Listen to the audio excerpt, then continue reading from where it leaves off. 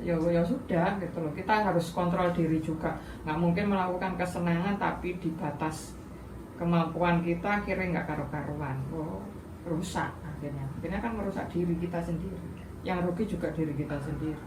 Jadi kalau toh pun kalian mau membuat diri kalian senang itu juga perhatikan juga batasannya sampai di mana. Iya, kemampuan. Kontrolnya sampai di mana. Mungkin ada yang suka mungkin suka minum lah. Ya udah sekiranya udah cukup ya sudah, jangan sampai minum terus mabuk akhirnya menyusahkan temannya, terus DMTR nanti mabuk nggak karu-karuan nggak bisa bangun. Nah itu kan menyusahkan orang lain. Explore makanan misalnya, mie di sini, mie di sana, mie di sana rasanya gimana. Kecil-kecil aja lah, mungkin ada yang suka menulis atau menggambar atau foto atau edit video. Nah ini contohnya aku dulu senang masak.